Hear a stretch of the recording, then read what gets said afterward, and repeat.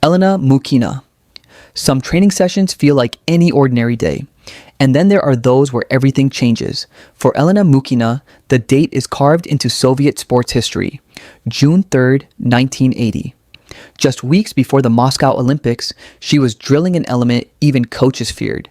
The Thomas Salto, a rotation so dangerous that many gymnasts refused to learn it. Since winning her 1978 world title, Elena had become the pride of the USSR. But behind the scenes, her body was already weakened. A broken leg in 1979, a rushed comeback, and training sessions forced through constant pain. That morning, she walked into the gym with her leg still bandaged. She was ordered to try the Thomas again. She sprinted. The takeoff was weak. Coaches immediately saw the trajectory collapsing. Mid-air, the rotation stalled. Elena fell headfirst. A sharp, sickening sound echoed. The gymnasts around her screamed her name, but she didn't move. Her sixth cervical vertebra was shattered. Instant paralysis. At the hospital, she quickly understood.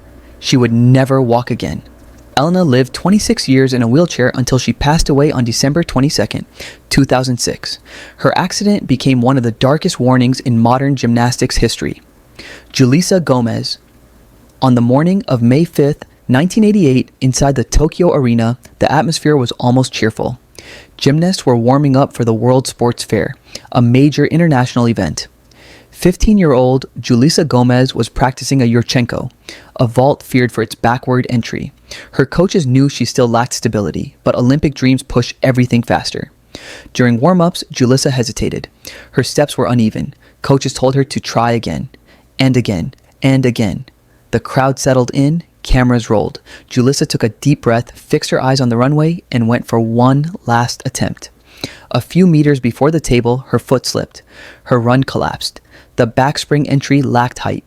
Julissa slammed into the vault, then crashed headfirst onto the mat. The arena froze. The impact was horrifying. She didn't move. Doctors rushed in. The diagnosis was immediate. A cervical fracture, respiratory arrest. She was revived, but completely paralyzed. Weeks later, a ventilator was incorrectly connected, causing severe brain anoxia. Julissa fell into a permanent vegetative state. She survived for 3 more years before dying on August 8, 1991, at age 18.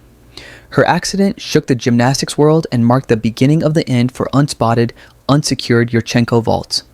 Christy Henrich's tragedy didn't begin in a gym. It began with a sentence. In 1988, during a meet in Hungary, a judge told her, "You'll never make the Olympics unless you lose weight." Christy, then one of America's top young gymnasts, went home with that sentence carved into her heart.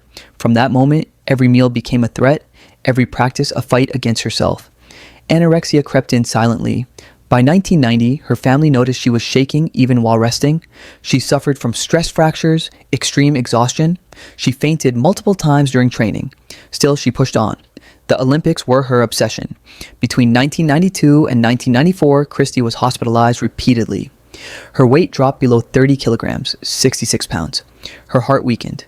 Doctors tried to feed her artificially, but her body no longer responded. By the summer of 1994, she weighed just 25 kilograms, 55 pounds. On July 26, 1994, in Kansas City, her body finally gave out. She died at age 22, not from a fall, but from an institutional pressure that demanded she become lighter than a human body can safely be. Melody Fairchild-Smith. Some of the most devastating tragedies are the ones no one talks about. In 1983, inside a small Missouri gym, 16-year-old Melody Fairchild-Smith, one of America's bright young prospects, was practicing a simple back tuck on floor. A move she knew by heart. A move that would kill her when 1 second went wrong. That day, her coach pushed her to increase her rotation speed.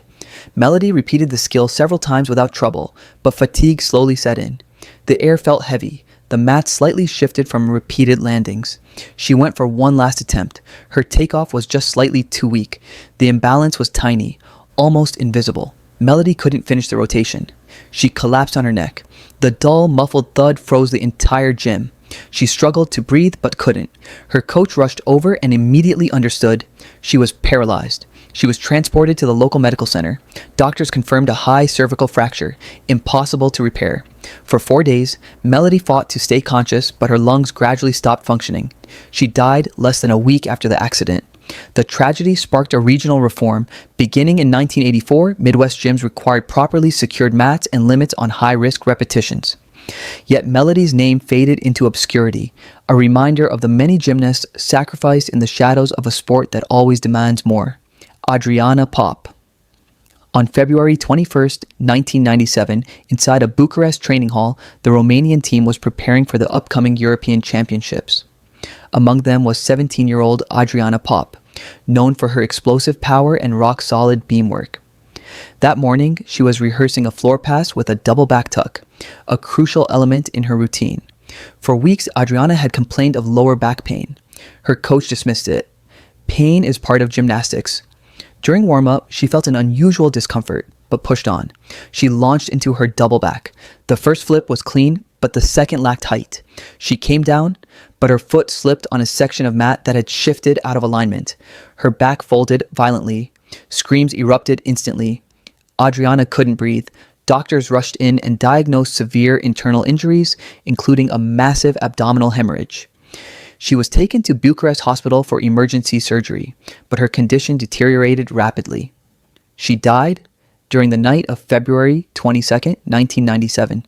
The investigation revealed that the mat had been moved just minutes before practice and not properly reset.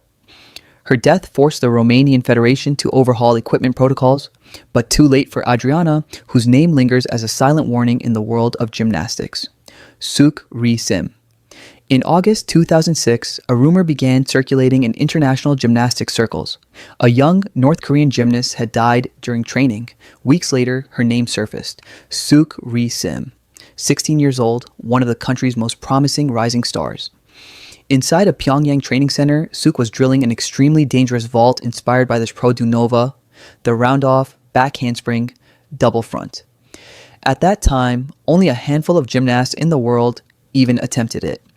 On August 14th, 2006, Suk sprinted down the runway.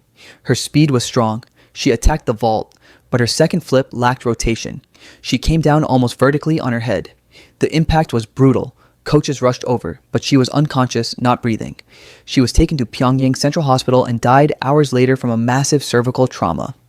The North Korean government attempted to hide the incident, but news leaked through foreign coaches visiting during an exchange program. Though sparsely documented, her death triggered renewed FIG discussions on the extreme danger of Produnova-style vaults. In the years that followed, the skill was downgraded to discourage its use. Yelena Shushunova is a legend, Olympic champion in 1988, a Soviet icon, a pioneer of explosive tumbling that changed gymnastics forever.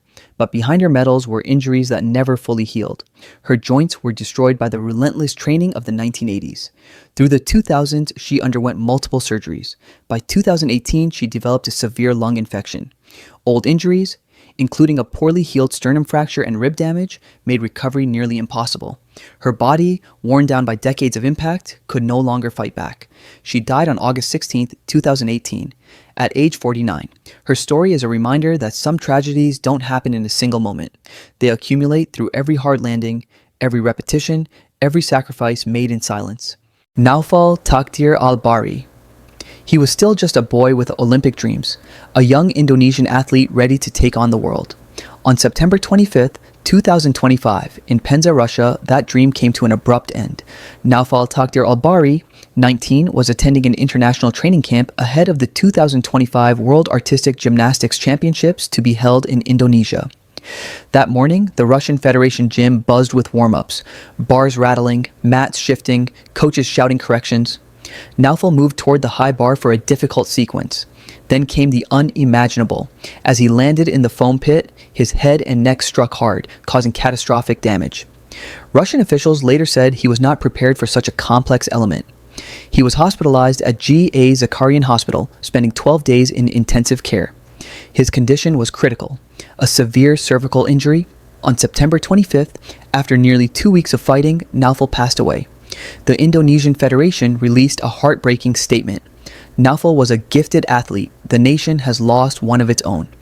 His death became one of the most striking recent tragedies in artistic gymnastics, a warning about safety, communication, and the immense pressure young athletes face. If you like this type of content, feel free to watch the next video that is now appearing on your screen. Don't forget to subscribe to the channel and leave us your suggestions for the next video in the comments.